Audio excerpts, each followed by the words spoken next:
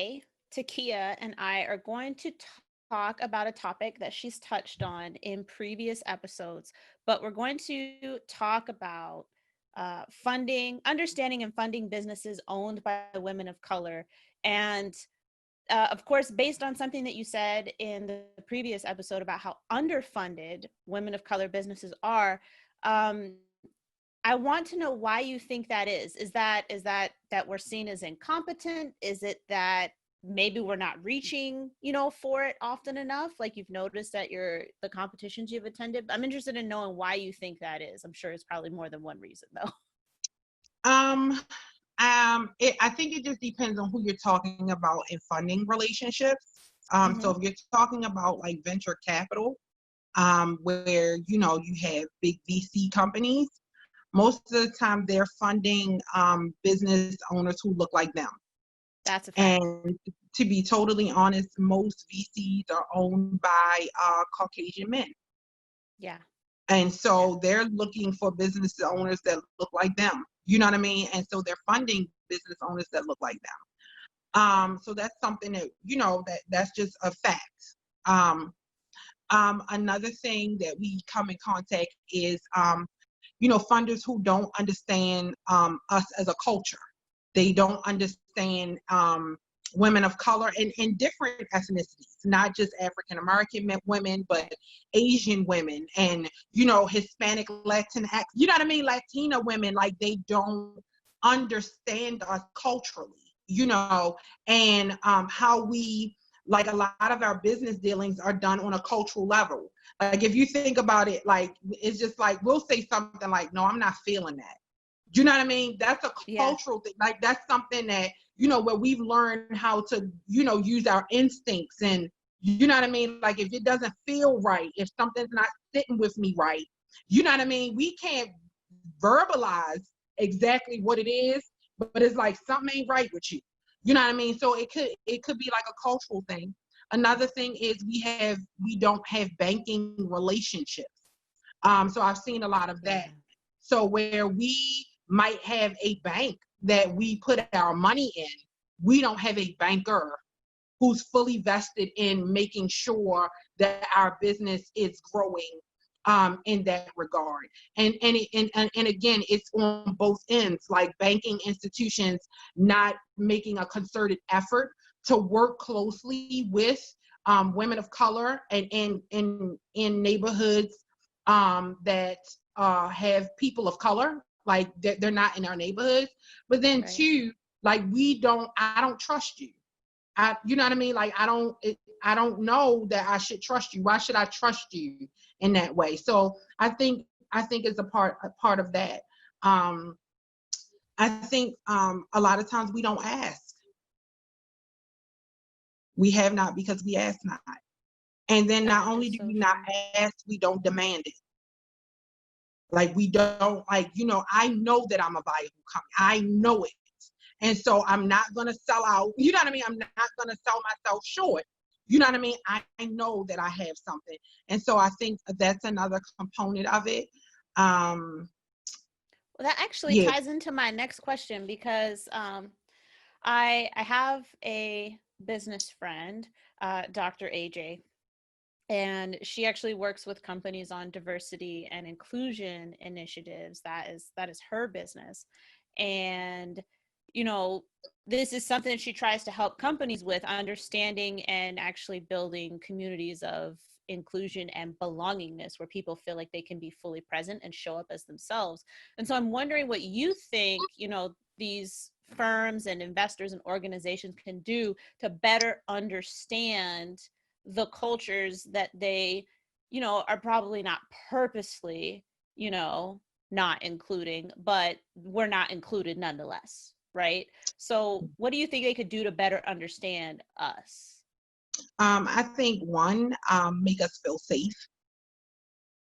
Um, you have to garner some safe spaces to have some hard conversations. You know what I mean? You have to be willing, and I think that's hard. I sit on a lot of different boards, and I am fortunate to sit at a lot of different tables. And one of them is making people let them know that this is a safe space to share. Like, this is a safe space, and not only to share, but actually have some action behind it. Like, I'm not going to, like, you're coming into communities that have been marginalized, that have been gentrified, that have been kept, from growing. You know what I mean? Like, you're not interested in a lot of these communities until you want something from them. Yeah. And so a lot of times, like, they feel unsafe.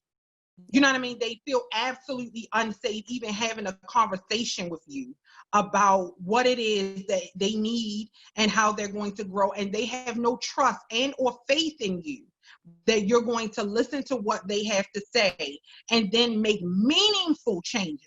Like, not wordplay, and you know what I mean? Not Just paying lip talk. service to it. Yes, like, no, like, that you're actually going to do something meaningful in order to help them to get where they need to be.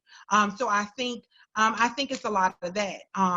We have to do, like, especially the powers that be. You have to come down all out of your corporate offices and the penthouse suite.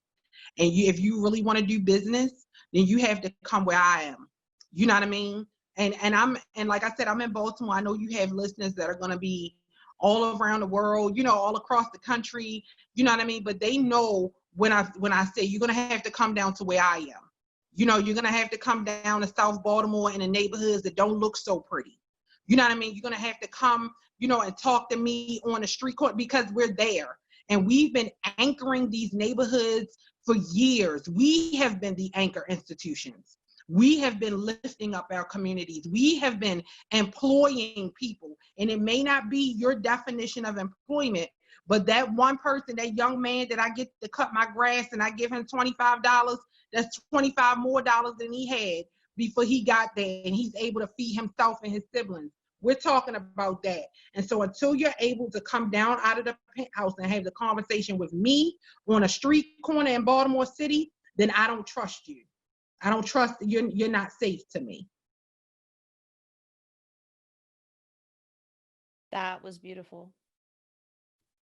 And like very strong, and just there's just not really a better way to say it. There's a huge gap there, a gap in understanding.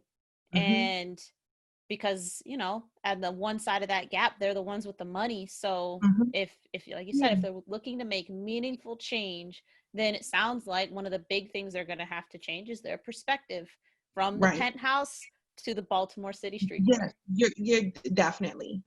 That I mean, it's just hard. It's hard, and I'm very passionate about this because we see it a lot in inner cities. We especially see it in Baltimore City, where our neighborhoods are being pillaged.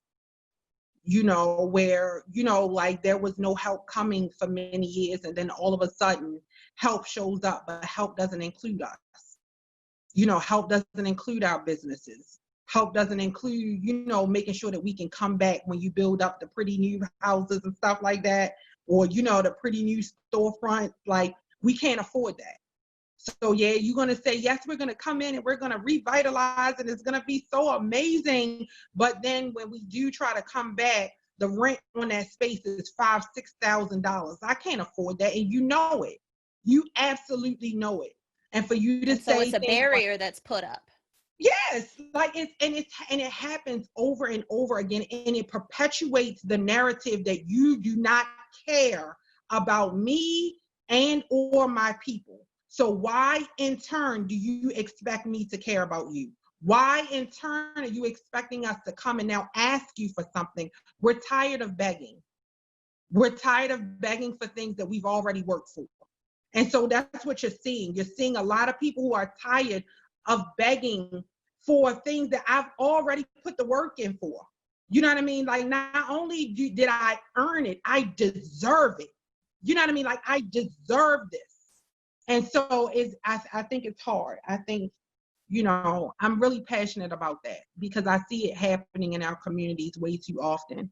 And our colored communities are struggling, especially now.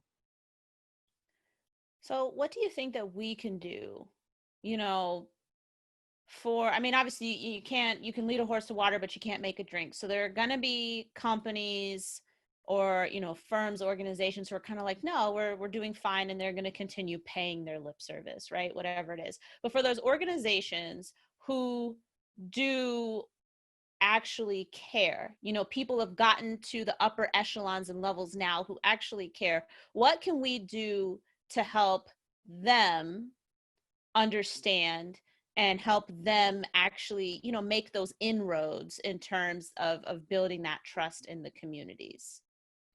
Two things: tell the truth and hold them accountable. So when you're afforded an opportunity to have a seat at the table or have a conversation, or if you're afforded that opportunity, tell the truth. Don't sugarcoat it. Don't tell them what you think that you want them to hear. You know, don't tell them what we have been almost trained to tell them. You know what Yeah. I mean? Don't highlight, you know, the 0.2% of us that have made it out. You know what I mean? Like, tell Yes. Oh the my truth. goodness. That is the worst. That one right there. Well, you know, Mhm. XYZ about you and you did fine. That is Yeah. the worst. Yeah. No, tell the truth. Tell the truth. And so, and I tell people honestly, in that truth, like, we have to be strategic. You know what I mean? And we have to be very intentional. Yes. So I intentionally put my business back in the community that I lived in, intentionally, because I knew that it was very important for people that grew up like I grew up, that people that are still there, to know that it is absolutely possible. Very, that, like, I was very intentional about that. You could have gone anywhere else. I prefer to be here. Thank you. You know, and so, so we have to tell the truth, tell the whole truth, and then I am going to hold you accountable for it. I told you the truth. You said you were going to do X, Y, and Z, and now I'm going to hold you accountable for doing X, Y, and Z. So if you don't do it, I'm gonna call you out about it. Right. If you do it, I'm gonna congratulate you. You know what I mean? Thank you so much. You did what you said you were gonna do. But we can't keep letting people say what they're going to do, and when they don't, just be like, "Oh, I knew they wasn't going to do it."